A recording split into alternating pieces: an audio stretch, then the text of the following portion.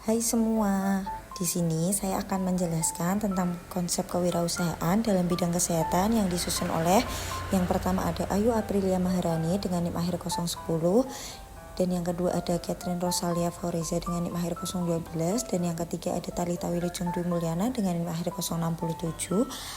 Apakah teman-teman semua sudah mengetahui tentang konsep kewirausahaan dalam bidang kesehatan? Kalau begitu, langsung saja kita ke pembahasannya ya. Health planner merupakan istilah yang berasal dari gabungan kata health dan entrepreneur. Keduanya sama-sama berasal dari bahasa Inggris, di mana health artinya kesehatan dan entrepreneur artinya pengusaha. Health planner adalah sebutan yang dipakai untuk menyebut profesi wirausahawan di bidang kesehatan. Menjadi seseorang health planner yang sukses tentunya dibutuhkan usaha dan strategi yang tepat.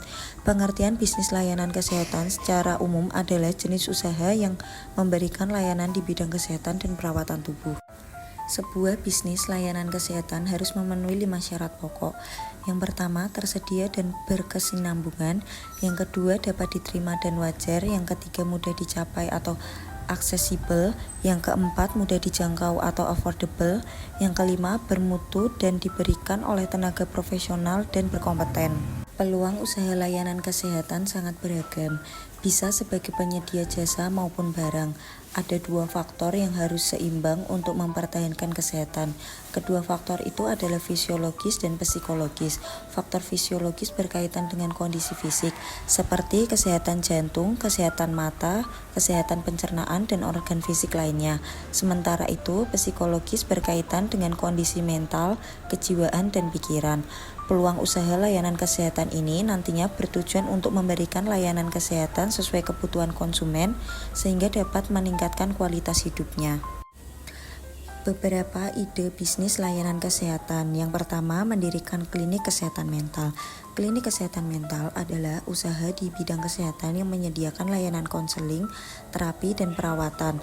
Adapun layanan di klinik kesehatan mental spesifik diberikan bagi individu yang mengalami masalah kesehatan mental. Contohnya, seperti depresi, kecemasan, atau gangguan bipolar. Yang kedua, membuka layanan apotek. Membuka apotek juga merupakan peluang usaha layanan kesehatan yang menjamur sejak lama. Apotek adalah tempat di mana pasien dapat membeli obat-obatan dan produk-produk kesehatan lainnya. Yang ketiga, membuka klinik kecantikan. Klinik kecantikan juga merupakan contoh ide bisnis layanan kesehatan.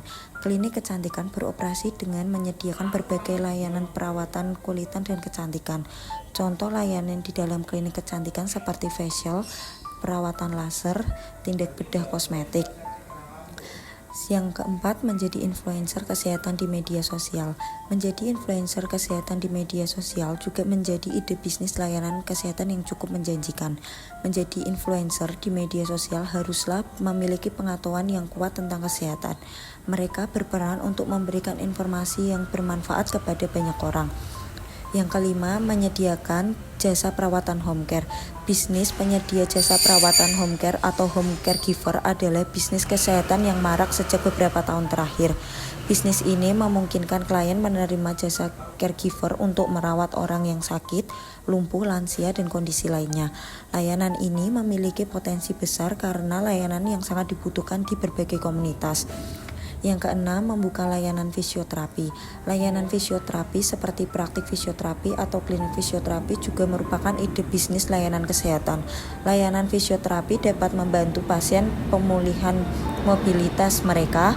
Layanan ini biasa diperlukan dalam tahap pemulihan setelah cedera atau operasi. Yang ketujuh, menyediakan layanan terapi wicara. Layanan terapi wicara juga merupakan contoh ide bisnis kesehatan yang menguntungkan. Layanan terapi wicara diperlukan untuk membantu individu dengan masalah bicara dan bahasa. Yang kedelapan, menyediakan layanan terapi okupasi. Bisnis layanan terapi okupasi membantu orang mengatasi hambatan dalam aktivitas sehari-hari. Penyedia layanan terapi okupasi dapat bertugas dalam membantu pasien meningkatkan kualitas hidup dengan mencapai kemandirian mereka. Strategi kewirausahaan dalam bidang kesehatan. Yang pertama, untuk memulai harus mempunyai mentor, dan tentunya kepada perawat yang sudah menjadi entrepreneur sejati harus terpanggil jika menginginkan terbentuk perawat yang berjiwa entrepreneur.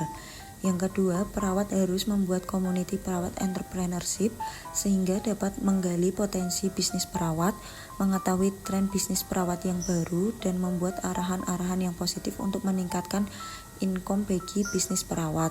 Yang ketiga, organisasi profesi harus mampu membuat dan mengembangkan area-area entrepreneurship perawat termasuk perlindungan hukumnya.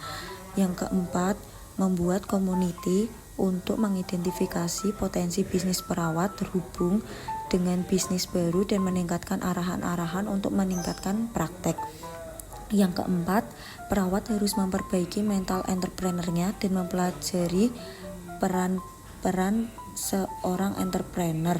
Dan yang terakhir, kerjasama dengan pihak-pihak lain seperti rumah sakit, pemerintah, dan swasta yang dapat dijembatani oleh organisasi profesi.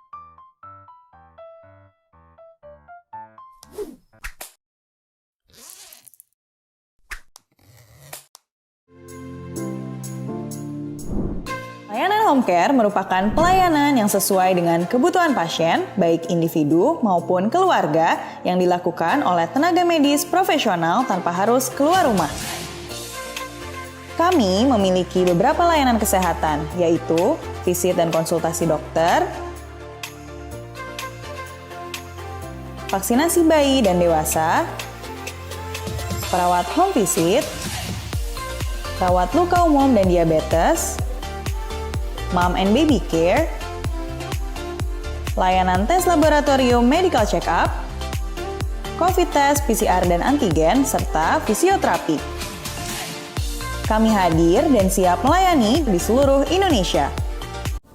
Umur kakek sudah menua, namun tetap mencari kekasih. Semoga bermanfaat untuk semua. Saya undur, terima kasih. Bye-bye.